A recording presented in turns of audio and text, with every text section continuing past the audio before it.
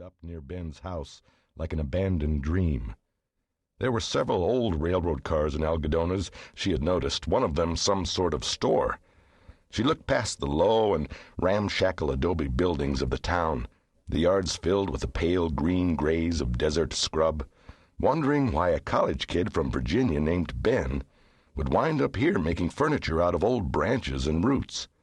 He had started what might be called a mini fad, and it didn't really make sense, especially not to a Hopi woman who had grown up on the res and had sat in the same Sears folding chairs for her whole youth around the table in the kitchen of her mother's two-room house. Chairs, she thought, were just chairs, and the Hopi had even done perfectly well without chairs for 1,000 years, more than 1,000 years. Now, if you had a chair and it worked, why change it? But she understood, too, why T. Moore Bowdre wanted his own custom-built chair. 2 weeks later, Bowdre sat in his new chair in the living room of his house on Canyon Road in Santa Fe, trying it out. Somehow Ben had managed to weave about 20 twisted and tortured roots and limbs into a graceful replica of a wing chair, the seat and back upholstered in velvet the color of Chardonnay. The big man leaned back, stretched his legs out, and let his wrists lie on the chair's arms while his big hands dangled over the edge. Then he rubbed his fingers over a smooth, gnarled piece of cedar on the chair arm. "Ben did good," he said. "You want to try this chair?" The woman laughed in her alto voice. "You just sit there if you're happy." Bowdre reached over and fiddled with a dial on the radio. A voice began in mid-sentence. "God spare me the flood," Bowdre said. "Could that be Billy Graham?" He listened. "By God, it is Billy Graham. Must be 150 years old. Connie, listen to that voice. Listen to those words. When I was a boy, the road to redemption was like a mountain. Billy Graham, he'd stare at you from his fierce blue eyes and say, 'You sinner, you got in front of you the Rocky Mountains.' Why, he sounds downright reasonable now. Listen."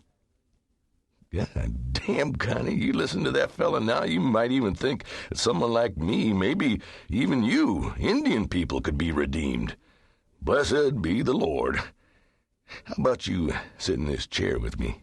I was always hoping what we do would be sanctified in the eyes of God Almighty. Here's our chance." The phone rang, and Bowdre reached out a meaty hand to pick it up. After a moment, he grinned. "Of course I remember you. How the hell could I forget?" The Hopi woman named Connie slipped out of the room.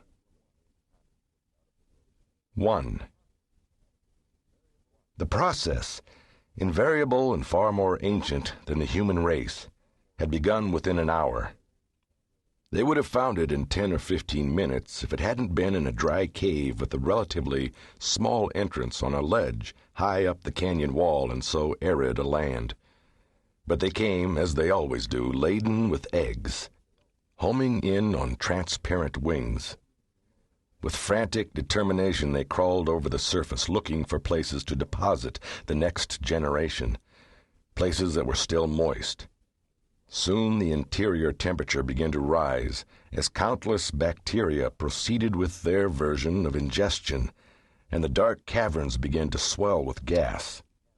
And the blowfly's eggs gave rise on schedule to larval forms, and these swarmed blindly into the swelling caverns, eventually breaking through the integument around the gaseous caverns, and the swelling subsided. Masses of them writhed inside and out in an orgy of feeding until, each in its own time, there was yet another metamorphosis, time to leave the premises and burrow into the sandy soil nearby. The process continued.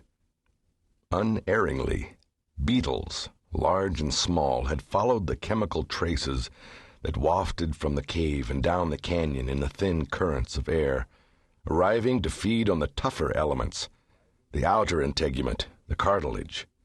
Yet other beetles came to feed on the carrion beetles, crawling with six-legged adroitness over the remains, fierce and implacable.